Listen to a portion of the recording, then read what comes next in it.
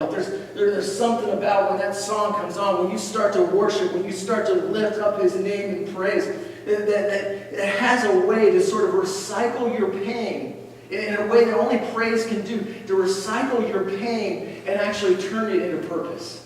That actually reminds you that that this thing that seems like, man, it had no value at all. This struggle seems like it has no purpose at all. Why would I ever need to go through that? Or why did I ever have to go through that? It's amazing how when you start to worship God, even in the midst of the pain, even in the midst of the hurt, all of a sudden there's a value in that you couldn't see before. There's a value and a significance of just reminding yourself and being reminded that there's a God who, even in the midst of it, in this thing that should have destroyed you, God used it to deliver you. In this thing that seemed like everyone else wanted to destroy you, God used to enrich you. The thing that you saw as a curse, God actually used to bless you. See, I share this with you because there's some of you that thing that God's wanting you to go back and say, hey, get some stuff.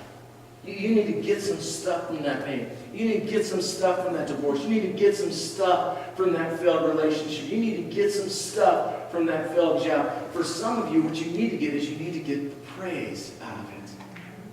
You need to get the praise out of it.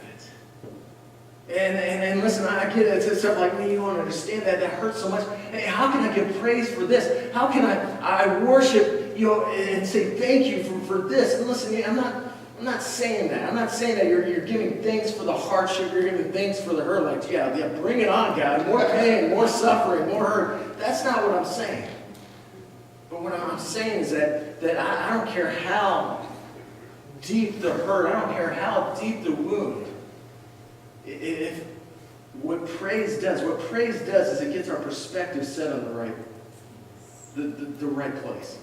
It gets our perspective set not so much on the hurt, not so much on the pain, not so much on the heartache, but on the one who is even in the midst of it. Even when you were walking through that valley of the shadow of death, was right there with you, walking you through it. And I'm telling you, if you have the courage to give praise, to pull the praise out of the hardship, not that you wanted it, not that you wished for it,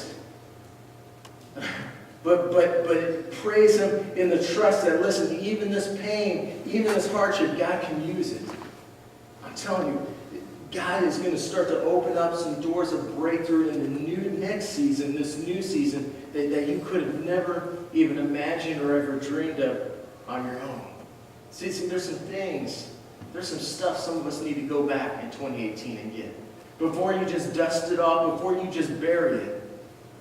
What is the preparation He's trying to get you to pull out of it? What's the lesson He's trying to get you to pull out of it? What's the praise He's trying to get you to pull out of it? And listen, I share this because some of you buried something that I think that God maybe wanted you to bring. You buried it, but could it be God actually wants you to bring it? And again, I get the pushback. Why this? Jewelry. Why this? Why this heartache? Why this hurt? And again, I say this is not about, reliving or camping out in the good old days, or in this case, the bad old days. It's not about sitting around regretting what died, regretting what hurt you, regretting what happened to you. It's just this understanding that if you don't turn your pain into preparation and praise, you'll waste what you went through. You'll waste what you went through. And as we're talking about breaking free from regret to really break through in the new year, listen, there's no greater regret than when you feel like you wasted what you went through. You feel like you just came out of that heartache, you came out of that hurt with nothing. Because the reality is, the promise is that there's something for you to get out of that. There's something He has for you. No matter how bad the pain is, no matter how bad the heartbreak. And for some of you, again, it starts with praise. In fact, we're wrapping up tonight. I want to invite the worship team up. And again, I don't want to just talk about it, but I want us to actually do this. And so what I want us to do is I want everyone to stand. And what we're going to do is again, I want everyone to kind of close their eyes. And for some of you, again, I think there's something in your life when you look back this year that could it be. There's some preparation, sure. For some of you, there's some lessons. There are some lessons, that when you look at that relationship that fell apart, hey, maybe there's some things that I need to learn out of that if I'm going to really experience breakthrough in this new year.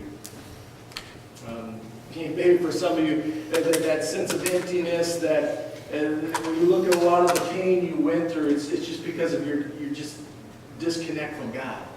You thought you could handle it, you thought you could do it on your own, and listen, maybe God's calling you to kind of look back before you start to look forward, to pull out preparation for it. Or what are the lessons? What's the gold nuggets He's trying to get you to take from that? But there's others of you that again He wants to. Listen, I believe He brought you here that you would start to find some freedom from some of those hurts and from some of those pains and some of those wounds. And part of the reason you feel stuck there, maybe for some of you, you've been stuck there for years. You've been stuck in that place of grief. You've been stuck in that place of loss because for you, you're like recycling is not even in your vocabulary. Like you throw away everything. You discard everything. And especially the things that hurt, and especially the situations that are painful. But listen, what makes praise so powerful is that praise, get this, praise is the process in which God uses to recycle our pain into purpose. It's the process which He uses. And listen, for some of you, I dare you right now tonight to go back and to look at some of those pains and look at some of those heartaches and answer this call of God that sits there and says, listen, there's some stuff I got to get back. Before I go into this journey, before I go into this new season, there's some stuff I need to get out of 2018. And listen, if you feel stuck, especially in pain, especially when praise is so powerful, worship is so powerful, because I really believe until you can worship over that wound, until you can give praise to God, even in the middle of the pain, you'll never really have closure over those things. And so tonight, I want to see some of you step into some freedom.